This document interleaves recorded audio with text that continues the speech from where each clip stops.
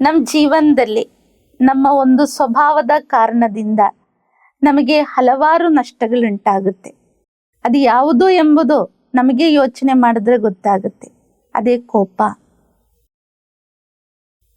ಈ ಕೋಪ ಎಂಬುದು ಒಂದು ಬೆಂಕಿ ಕಡ್ಡಿ ಇದ್ದಂಗೆ. ಈ ಬೆಂಕಿ ಕಡ್ಡಿ ಸ್ವಯಂ ಬೆಂಕಿ ಹಚ್ಚುತ್ತೆ, ಆಮೇಲೆ ಬೇರೆಯವನ್ನ ಅಥವಾ ಬೇರೆ ವಸ್ತುವನ್ನ ಅದು ಬೆಂಕಿ ಹಚ್ಚಿಸ್ಲಿಕ್ಕೆ ಉಪಯೋಗಿಸ್ತೀವಿ. ಅಂದಮೇಲೆ ಸ್ವಯಂ ನಷ್ಟ ಯಾರಿಗೆ? ಸ್ವಯಂಗಿರುತ್ತೆ. ಯಾರಿಗೆ ಮೊದಲು ನೋವಿರುತ್ತೆ? ಸ್ವಯಂಗಿರುತ್ತೆ. ಆಮೇಲೆ ನಾವು ಬೇರೆಯವರಿಗೆ ನೋವು ಉಂಟು ಮಾಡುತ್ತೀವಿ ಅಲ್ವೇ? ಆಗ ಈ ಒಂದು ಸ್ವಭಾವ ಏನಿದೆ, ಇದು ನಮ್ಮನ್ನ ಅನೇಕರಿಂದ ದೂರ ಮಾಡೋದು ಮಾತ್ರ ಅಲ್ಲ, ಅನೇಕ ಪ್ರಕಾರದ ನಮ್ಮ ಜೀವನದ ಅವಸರಗಳನ್ನ, ಚಾನ್ಸಸ್ ಏನಿರುತ್ತೆ ಅಥವಾ ಭಾಗ್ಯ ಏನಿರುತ್ತೆ ಅದನ್ನೆಲ್ಲ ನಷ್ಟ ಮಾಡುತ್ತೆ. ಹೇಗೆ ಒಂದು ಬಾರಿ ಗುರುಕುಲದಲ್ಲಿ, ನಮ್ಗೆ ಗೊತ್ತಿದೆ ಹಿಂದಿನ ಕಾಲಗಳಲ್ಲಿ ಗುರುಕುಲ ವಿದ್ಯಾಭ್ಯಾಸ ಇತ್ತು. ಹೇಗೆ ಬದುಕಬೇಕು ಎಂಬುದನ್ನ ಕಲಿಸ್ತಿದ್ರು ಪ್ರಾಕ್ಟಿಕಲ್ ಆಗಿ. ಆಗ ಆ ಒಂದು ಆಶ್ರಮದಲ್ಲಿ ಒಂದು 50 ಜನ ಶಿಷ್ಯರಿದ್ರು. ಬಹಳ ಚೆನ್ನಾಗಿ ಮುಂದುವರಿತಾ ಹೋಗ್ತಿತ್ತು. ಆ ಒಂದು ಆಶ್ರಮಕ್ಕೆ ಒಂದು ಹೊಸ ಶಿಷ್ಯನ ಅಡ್ಮಿಷನ್ ಆಗಿತ್ತು. ಆಗ ಬಹಳ ಚೆನ್ನಾಗಿ ಮುಂದೆ ಹೋಗ್ತಿದ್ದಂತ ಆ ಒಂದು ವಾತಾವರಣದಲ್ಲಿ ಒಂದು ಹೊಸ ವ್ಯಕ್ತಿ ಅಲ್ಲಿ ಪ್ರವೇಶ ಆದಾಗ ಆ ವ್ಯಕ್ತಿ ಉಳಿದ ಶಿಷ್ಯರಿಗಿಂತ ಬಹಳ ಡಿಫ್ರೆಂಟ್ ಆಗಿತ್ತು. ಅಂದ್ರೆ ಅವ್ರ ಸ್ವಭಾವದಲ್ಲಿ ಬಹಳಷ್ಟು ಕಠಿಣ ಸ್ವಭಾವದವನಾಗಿದ್ದ. ಎಲ್ಲರ ಬಗ್ಗೆ ಕೆಟ್ಟದನ್ನ ಹೇಳುವುದು, ಎಲ್ಲರ ಜೊತೆ ದ್ವೇಷದಿಂದ ಮಾತಾಡುವಂಥದ್ದು, ಯಾವಾಗಲೂ ಕಿರಿಕಿರಿ ಇರುವಂತ ಸ್ವಭಾವ ಆಗಿತ್ತು. ಉಳಿದ ಶಿಷ್ಯರೆಲ್ಲ ಗುರು ಏನ್ ಹೇಳ್ತಾರೋ ಅದು ಪ್ರಕಾರವಾಗಿ, ಬಹಳ ಸೌಮ್ಯವಾಗಿ, ಬಹಳ ಪ್ರೀತಿಯಿಂದ, ಬಹಳ ತಾಳ್ಮೆಯಿಂದ ಎಲ್ಲರೂ ಒಗ್ಗಟ್ಟಾಗಿನೇ ಅವರು ಎಲ್ಲ ಕಾರ್ಯವನ್ನ ಮಾಡ್ತಿದ್ರು. ಆದ್ರೆ ಈ ಒಬ್ಬ ಹೊಸ ವ್ಯಕ್ತಿ ಬಂದಾಗ ಟೋಟಲ್ ವಾತಾವರಣದಲ್ಲೇ ಚೇಂಜಸ್ ಆಗ್ಲಿಕ್ಕೆ ಶುರುವಾಯ್ತು. ಎಲ್ಲರಿಗೂ ಕೂಡ ಒಂಥರ ಇರಿಟೇಷನ್ ಆಗ್ಲಿಕ್ಕೆ ಶುರುವಾಯ್ತು. ಯಾರಿಗೂ ಕೂಡ ಆ ವ್ಯಕ್ತಿ ಬಗ್ಗೆ ಒಳ್ಳೆ ಭಾವನೆ ಇರಲಿಲ್ಲ. ಏಕೆಂದ್ರೆ ಆ ಒಂದು ವ್ಯಕ್ತಿಯ ಆ ಒಂದು ವ್ಯವಹಾರನೇ ಅಷ್ಟು ಚೆನ್ನಾಗಿರ್ಲಿಲ್ಲ. ಬೇಕಾದ್ರೆ ಅದು ತುಂಬಾನೇ ಕೆಟ್ಟದಾಗಿತ್ತು. ಆಗ ಎಲ್ಲ ಬೇರೆ ಉಳಿದ ಎಲ್ಲ ವಿದ್ಯಾರ್ಥಿಗಳು ಅಥವಾ ಯಾರು ಶಿಷ್ಯಂದಿರಿದ್ರು ಅವರು ಪ್ಲಾನ್ ಮಾಡ್ತಾರೆ, ಈ ಒಂದು ಕಂಪ್ಲೇಂಟ್ ಅನ್ನ ಗುರುವಿನ ಮುಂದೆ ಇಡಬೇಕು. ಹಾಗೆ ಎಲ್ಲರೂ ತೀರ್ಮಾನ ತಗೊಂಡು ಒಂದಿನ ಸಂಜೆ ಗುರುವಿನ ಬಳಿ ಬಂದು ಈ ಒಂದು ಕಂಪ್ಲೇಂಟ್ ಅನ್ನ ಮುಂದಿಡುತ್ತಾರೆ. ಗುರು ಹತ್ರ ಹೇಳ್ತಾರೆ, ನೋಡಿ ಗುರುಗಳೇ, ಈ ಒಂದು ವ್ಯಕ್ತಿಯಿಂದ ನಮಗೆಲ್ಲ ಬಹಳ ತೊಂದರೆ ಆಗ್ತಾ ಇದೆ. ಅದರಿಂದ ತಾವು ಒಂದಿಲ್ಲದ್ರೆ ಆ ವ್ಯಕ್ತಿಯನ್ನ ಇಲ್ಲಿರಿಸಿ ಅಥವಾ ಅವನನ್ನ ಇಲ್ಲಿಂದ ಕಳಿಸಿ. ಅವ್ರು ಇಲ್ಲಿರೋದಾದ್ರೆ ನಾವ್ ಯಾರು ಇಲ್ಲಿ ಇರಲ್ಲ ಅಂತ ಹೇಳಿದ್ರು. ಅದಕ್ಕೆ ಬಹಳಷ್ಟು ಮುಗುಳ್ನಗೆಯಿಂದ ಗುರು ಹೇಳ್ತಾರೆ, ನೋಡಿ ಶಿಷ್ಯರೇ, ಆ ಒಂದು ಹುಡುಗನಲ್ಲಿ ಇರುವಂತಹ ಯಾವ್ದು ವೀಕ್ನೆಸ್ ಇದೆ, ಆ ಒಂದು ಕಾರಣಕ್ಕಾಗಿ ಅವನ ಆ ರೀತಿಯ ವ್ಯವಹಾರ ನಡೀತಾ ಇದೆ, ನೀವು ಅವರನ್ನ ಕ್ಷಮಿಸಿ ಅಂತ. ಅದಕ್ಕೆ ಯಾರು ಕೂಡ ಒಪ್ಲಿಲ್ಲ. ಹಾಗಾದ್ರೆ ಗುರು ಆ ಶಿಷ್ಯನನ್ನ, ಯಾರು ತುಂಬಾ ಕಠಿಣ ಸ್ವಭಾವದವನಿದ್ದ ಆ ಶಿಷ್ಯನನ್ನ ಕರೆದು ಹೇಳ್ತಾನೆ, ನೀನ್ ಮಾಡಿದ್ದು ತಪ್ಪು, ಇನ್ ಮುಂದೆ ಈ ರೀತಿ ಮಾಡಬಾರ್ದು. ಆದ್ರೆ ಆ ಒಂದು ಶಿಷ್ಯನಲ್ಲಿ ಆ ಒಂದು ರಿಯಲೈಸೇಷನ್ ಇಲ್ಲ, ತಾನ್ ಮಾಡಿರೋದು ತಪ್ಪು ಅಂತ. ಅದರಿಂದ ಆ ಶಿಷ್ಯನೂ ಕೂಡ ಒಪ್ಲಿಲ್ಲ ಗುರುವಿನ ಮಾತಿಗೆ. ಈ ಎಲ್ಲವೂ ಕೂಡ ಒಂದು ತೊಂದರೆ ಆಗ್ತಾ ಇದೆ ಅಂತ ಗೊತ್ತಾದಾಗ ಗುರು ಉಳಿದ ಶಿಷ್ಯರನ್ನ ಸಮಾಧಾನ ಪಡಿಸಿ ಅವರನ್ನ ಅವ್ರ ಕಾರ್ಯಕ್ಕೆ ಅವ್ರನ್ನ ಕಳ್ಸಿದ್ರು.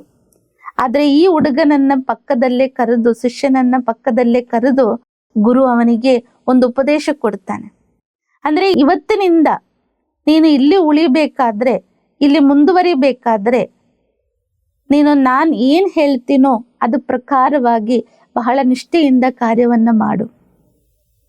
ಬಹಳ ತಾಳ್ಮೆಯಿಂದ ಆ ಶಿಷ್ಯ ಒಪ್ಕೊಂಡ. ಆಗ ಗುರು ಹೇಳಿದ್ರು, ನಾಳೆ ಬೆಳಿಗ್ಗೆ ಇಂದ ಸಂಜೆ ತನಕ ನೀನು ಕೋಪ ಮಾಡ್ತಾ ಇರು, ಕೋಪದ ರೂಪದಲ್ಲಿ ವ್ಯವಹಾರ ಮಾಡು ಅಂತ. ಅವನ್ಗೆ ಆಶ್ಚರ್ಯ ಆಯ್ತು, ನಾನು ಮಾಡ್ತಾ ಇರೋದೇ ಅದನ್ನೇ, ಇವರು ಪುನಃ ನನಗೆ ಅದನ್ನೇ ಮಾಡ್ಲಿಕ್ಕೆ ಹೇಳ್ತಾ ಇದ್ದಾರಲ್ಲ ಗುರು ಅಂತ.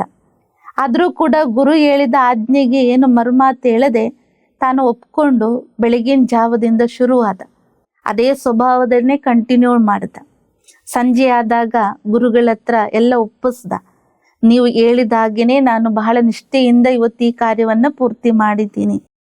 ಗುರು ಒಳ್ಳೇದಪ್ಪ, ನಾಳೆಗೆ ನೀನು ಬೆಳಿಗ್ಗೆಯಿಂದ ಸಂಜೆ ತನಕ ಈ ಇಡೀ ಆಶ್ರಮದ ವಾತಾವರಣ ಏನಿದೆ, ಪರಿಸರ ಏನಿದೆ ಎಲ್ಲವನ್ನು ಸ್ವಚ್ಛಗೊಳಿಸುವಂತ. ಅದಕ್ಕೂ ಒಪ್ಕೊಂಡ. ಮಾರನೇ ದಿನ ಬೆಳಿಗ್ಗೆನೆ ತುಂಬಾ ಪ್ರೀತಿಯಿಂದ ನಿಷ್ಠೆಯಿಂದ ಇಡೀ ಆಶ್ರಮದ ಒಂದೊಂದು ಪರಿಸರವನ್ನ ತುಂಬಾ ಸ್ವಚ್ಛಗೊಳಿಸಿದ. ಸಂಜೆ ಆದ ತಕ್ಷಣ ಪುನಃ ಗುರುಗಳ ಬಳಿ ಬಂದು ಎಲ್ಲ ವಿಚಾರವನ್ನ ಒಪ್ಪಿಸಿದ್ರು. ಆದ್ರೆ ಗುರುಗಳು ಎಲ್ಲವನ್ನ ಕೇಳ್ತಾ ನೋಡುತ್ತಾ, ಗುರುಗಳಿಗೆ ಒಳಗಡೆ ಗೊತ್ತಾಗಿದೆ ಇವನೆಲ್ಲ ಕಾರ್ಯವನ್ನ ಕರೆಕ್ಟ್ ಆಗಿ ಮಾಡಿದ್ದಾನೆ. ಆದ್ರೆ ಗುರುಗಳು ಎಲ್ಲರ ಮುಂದೆ ಅವನನ್ನ ತುಂಬಾ ಶಬ್ದದಿಂದ ಬೈಲಿಕ್ಕೆ ಶುರು ಮಾಡಿದ್ರು. ತಕ್ಷಣ ಆ ವ್ಯಕ್ತಿಗೆ ಶಾಕ್ ಆಯ್ತು. ಕಾರಣವಿಲ್ಲದೆ ಯಾಕೆ ಗುರುಗಳು ನನ್ನನ್ನು ಇಷ್ಟೊಂದು ಜೋರಾಗಿ ಬೈತಾ ಇದ್ದಾರೆ?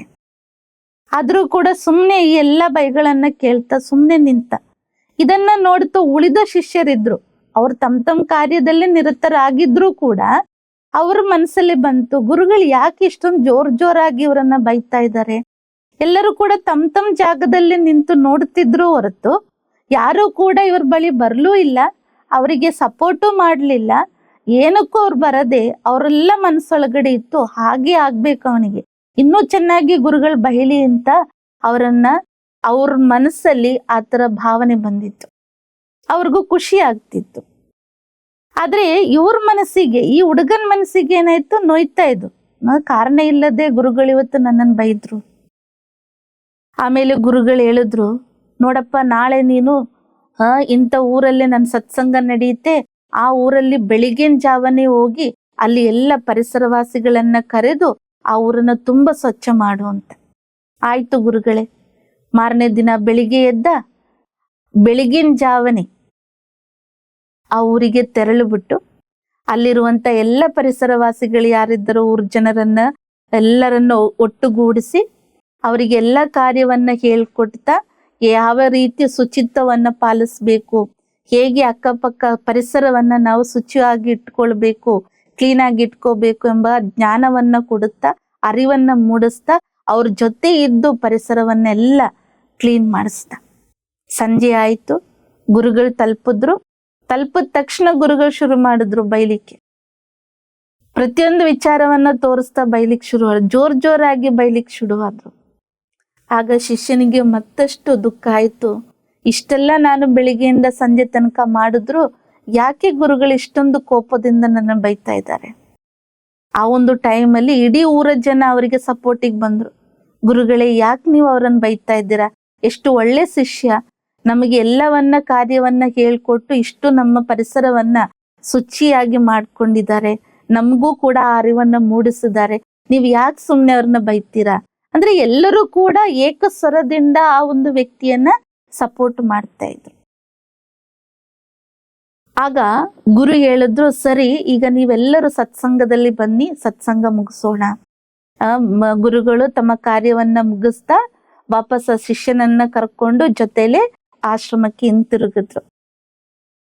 ಅಲ್ಲಿ ತಲುಪಿದ ತಕ್ಷಣ ಗುರು ಹತ್ರ ಈ ಶಿಷ್ಯ ಕೇಳ್ದ, ಅಲ್ಲ ಗುರುಗಳೇ, ನೀವು ನೆನ್ನೆನೂ ನನ್ನ ಬೈದ್ರು ಕಾರಣ ಇಲ್ಲದೆ, ಇವತ್ತು ನೀವು ಬೈದ್ರಿ ನನ್ನ ಕಾರಣ ಇಲ್ಲದೆ, ಯಾಕೆ? ಆಗ ಗುರುಗಳು ಹೇಳಿದ್ರು, ಇದರಿಂದ ನೀನು ಏನ್ ಪಾಠ ಕಲಿತೆ?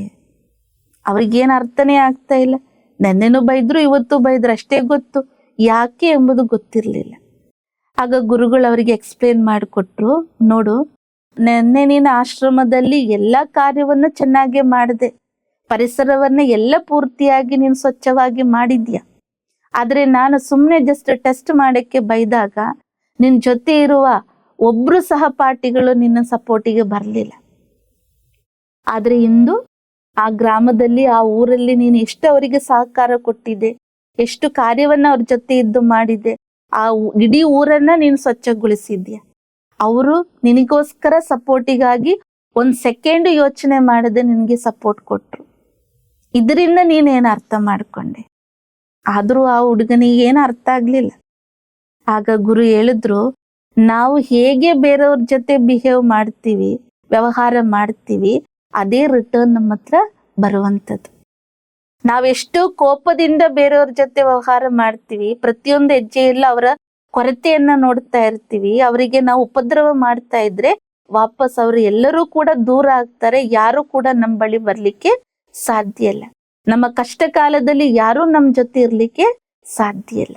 ಆದ್ರೆ ಯಾವಾಗ ನಾವು ಅವರಿಗೆ ಖುಷಿಯನ್ನ ಕೊಡ್ತೀವಿ, ಅವರಿಗೆ ಒಳ್ಳೆ ಒಳ್ಳೆ ಕಾರ್ಯವನ್ನ ನಾವು ಜೊತೆ ಇದ್ದು ಮಾಡ್ಲಿಕ್ಕೆ ಪ್ರೇರಣೆ ಕೊಡ್ತೀವಿ, ಅವ್ರ ಜೊತೆ ಪ್ರೀತಿಯಿಂದ ವ್ಯವಹಾರ ಮಾಡ್ತೀವಿ, ಆಗ ಅವರು ಎಲ್ಲರೂ ಕೂಡ ಯಾವುದೇ ಕಾಲದಲ್ಲಿ, ಎಷ್ಟೇ ಕಷ್ಟ ಕಾಲದಲ್ಲೂ ಕೂಡ ಅವ್ರು ನಮಗೆ ಸಪೋರ್ಟ್ ಆಗಿರ್ತಾರೆ, ಅವ್ರು ನಮ್ಮ ಜೊತೆ ಇರ್ತಾರೆ. ಆದ್ರಿಂದ ಯಾವುದು ಒಳ್ಳೇದು ಎಂಬುದು ನಮಗೆ ತಿಳುವಳಿಕೆ ಇರಬೇಕು. ಆ ಒಳ್ಳೆತನವನ್ನ ನಮ್ಮ ಜೀವನದಲ್ಲಿ ಅಳವಡಿಸ್ತಾ ಅದನ್ನು ಬೆಳೆಸ್ತಾ ಹೋದಾಗ ನಮ್ಮ ಜೀವನ ಶ್ರೇಷ್ಠವಾಗುತ್ತೆ. ಎಲ್ಲರ ಪ್ರೀತಿನೂ ಗಳಿಸ್ಬೋದು. ಎಲ್ಲರೂ ಸದಾ ಕಾಲಕ್ಕೆ ನಮ್ಮ ಜೊತೆ ಸಹಕಾರಿಯಾಗಿರ್ತಾರೆ. ಈ ಒಂದು ಪಾಠವನ್ನ ಆ ಗುರುಗಳು ಆ ಹುಡುಗನಿಗೆ ತಿಳಿಸ್ಕೊಟ್ಟಾಗ, ತನ್ನೊಳಗಡೆ ಆ ಒಂದು ರಿಯಲೈಸೇಷನ್ ಮೂಡಿದಾಗ, ಅವನಲ್ಲಿರುವಂತಹ ಆ ಕೊರತೆಯನ್ನ ತಿಳ್ಕೊಂಡು ಅರ್ಥ ಮಾಡಿಕೊಂಡು ಪುನಃ ಅವತ್ತಿನಿಂದ ಅವನಲ್ಲಿ ತುಂಬಾನೇ ಪರಿವರ್ತನೆ ಬರೋದು ಮಾತ್ರ ಅಲ್ಲ, ಅವನ ಜೀವನನೇ ಬೇರೊಂದು ರೀತಿ ಪರಿವರ್ತನೆ ಆಯ್ತು. ಏಕೆಂದ್ರೆ ಆ ಗುರುವಿನ ಅತಿ ಉತ್ತಮ ಶಿಷ್ಯನಾಗಿ ಮುಂದೆ ಹೋಗ್ಲಿಕ್ಕೆ ಆ ಶಿಷ್ಯನಿಂದ ಸಾಧ್ಯವಾಯಿತು. ಹಾಗೇನೆ ನಮ್ಮ ಜೀವನದಲ್ಲೂ ಕೂಡ ಒಳ್ಳೆತನವನ್ನ ಬೆಳೆಸ್ಲಿಕ್ಕೆ ನಾವು ಟ್ರೈ ಮಾಡಬೇಕು. ಕೋಪದಿಂದ ಎಲ್ಲಾ ನಡೆಯುತ್ತೆ ಅಂತ ಹೇಳಿದ್ರೆ ಏನೂ ನಡೆಯಲ್ಲ ಎಂಬುದು ಅರ್ಥ ಮಾಡ್ಕೊಳ್ಳಿ.